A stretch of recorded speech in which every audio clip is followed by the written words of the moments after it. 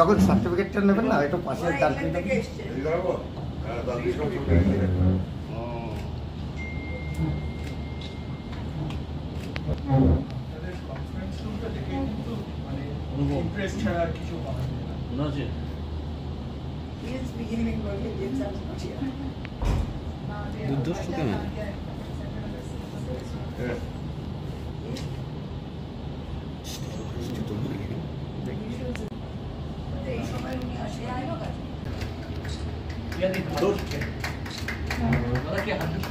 লাল হাতটা কার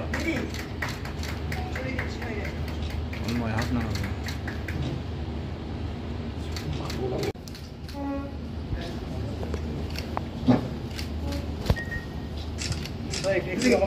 একটা মিনিট একটা মিনিট ওইগুলো একটা নেবো ওইগুলো একটা মিনিট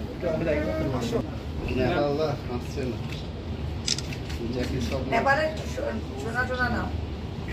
জ্যাকেট সব বলতাম আমরা অবশ্যই সাফল্য কেমন লাগে খুব ভালো লাগছে আমি তো বললাম যে আমার সাফল্য থেকে বেশি আমার খুশি হচ্ছে যে আমাদের পার্টি এতগুলো সিট জিতেছে আর আমাদের এই পুরো মিশনে আমরা সাকসেসফুল হয়েছি অল ইন্ডিয়াতেও ইন্ডিয়া এয়ারলাইন্স এত ভালো করেছে সেটাই সাফল্য আজ বিজয় পথ ঢুকতে এখানে নরেন্দ্র মোদী বেশ কয়েকবার সভা করেছে বিজেপি ঝাঁপিয়ে পড়েছে তার সত্ত্বেও জয়লাভ করলেন এই জয়ের জন্য মূলত কি দেখুন এইটা তো মোদির ভোট ছিল উনি 543টা আসনে তিনি ক্যান্ডিডেট ছিলেন বিজেপি বলেছিল 42টাই তিনি ক্যান্ডিডেট ছিলেন তাই জনতা উত্তর দিয়েছে যে মোদিকে তারা চায় না সে 543টার মধ্যে সিম্পল মেজরিটি 272 মোদিজি পাননি পার্লামেন্টে কি গর্জন আপনার আরো বাড়বে দেখবেন আপনার আগামী দিনে আশীর্বাদ থাকলে নিশ্চয়ই বাড়বে এই জয় কাকে উৎসর্গ করবেন আমার পার্টিকে অবভিয়াসলি মমতা ব্যানার্জিকে উৎসর্গ করবো দিদি আপনার জয় কংগ্রেসে প্রায় 100 সিট এবং বিজেপি টার্গেট পয়েন্টে পৌঁছাতে না পারা সর্বভারতীয় রাজনীতিতে সেক্ষেত্রে কিরকম বিচরণ হবে এইটা দেখুন এটা খুব সিম্পল যে কোনোদিন ওই যে ভগবান মনে করা নিজেকে যে গণদেবতার ঊর্ধ্বে আর কেউ নেই যে মমতা এই যে নরেন্দ্র মোদী বলছে আমি নন বায়োলজিক্যাল মা মারা গিয়েছে বলে আমি এখন ভগবানের গর্ভ থেকে আমি জন্ম নিয়েছি মানে এইসব পাগল টাইপের কথাবার্তা মানুষ ঠিক দিয়েছে আর ভারতবর্ষ হচ্ছে আমরা ধর্মনিরপেক্ষ দেশ সবাইকে এক চোখে দেখতে হবে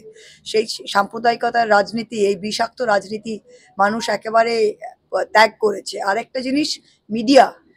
মিডিয়াকে এবার কিন্তু জনসাধারণের মুখে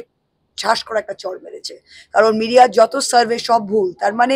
মানুষ মিডিয়াকে এতই অবিশ্বাস করে যে মানুষ মিডিয়াকে সত্য কথা বলেনি যে তারা কিভাবে ভোট দেবে এটা মিডিয়ার জন্য একটা খুব বড় লেসন কৃষ্ণনগর এলাকার জন্য কি কি পরিকল্পনা রয়েছে আমরা তো যেটা আমাদের ম্যানিফেস্টোতে ছিল ওগুলো প্রত্যেকটাই আমাদের পরিকল্পনার মধ্যে রয়েছে আর আগামী 5 বছরে আশা করি তার যতটা পারবো করব দিদি আপনাদের একটা প্রেস্টিজমেন্ট ইস্যু ছিল বিজেপি যেভাবে আপনার উপর বিভিন্নভাবে এনেছিলেন সেই জায়গা থেকে যোগ্য জবাব ভোটের মাধ্যমে কি বলবেন দেখুন এটা মানুষ জবাব দিয়েছে আমি জবাব দিইনি এটা মানুষ জবাব দিয়েছে আমি 8 তারিখ ডিসেম্বরের যেটা আমাকে বহিষ্কার করেছিল আমি তখন পার্লামেন্টের সিঁড়িতে দাঁড়িয়ে বলেছিলাম যে আমি আগামী 30 বছর নালায় নর্দমায় মাঠে ঘাটে লড়াই করব কিন্তু এদের শেষ আমি দেখব আর চিতা আমরা তুলবই বাংলার মানুষ জবাব দিয়েছে চিতা তুলে দিয়েছে ভারতবর্ষের মানুষ জবাব দিয়েছে চিতা আমরা তুলবো কৃষ্ণনগর লোকসভার প্রথম কাজ কৃষ্ণনগর লোকসভার প্রথম কাজ আমার 2-3টে বড় কাজ আছে একটা হচ্ছে গিয়ে আপনার যেটা তেহট্টের ব্রিজ ওটা বড় কাজ রয়েছে যেটা করতে হবে তেহট্ট বিধানসভায় আর কৃষ্ণনগর টাউনের ওপর নদীর ধার দিয়ে যে আমাদের ওই সৌন্দর্যায়ন যে পরিকল্পনাটা ওটা করতে হবে এবার প্রচারে কৃষ্ণনগর উত্তর বিধানসভা বিশেষত পৌরসভা এলাকায় যথেষ্ট সময় ব্যয় করেছেন তবু মুখ ফেরার হলো কৃষ্ণনগরবাসী এই ব্যাপারটাকে কিভাবে দেখছেন দেখুন কৃষ্ণনগরের মানুষের আমি বলি গণদেবতার ঊর্ধ্বে কেউ হয় না কৃষ্ণনগর মানুষ নিশ্চয়ই আবার কোনো রিজনে মুখ ফিরিয়ে নিয়েছে তো সেটা আমাদের চর্চা করতে হবে বিশ্লেষণ করতে হবে মানুষের ঊর্ধ্বে তো কিছু হয় না নিশ্চয়ই আমাদের কোনো ভুল ছিল পৌরসভা এলাকায় আগামী দিনে সেটা ঠিক করার চেষ্টা করবো thank you very much thank you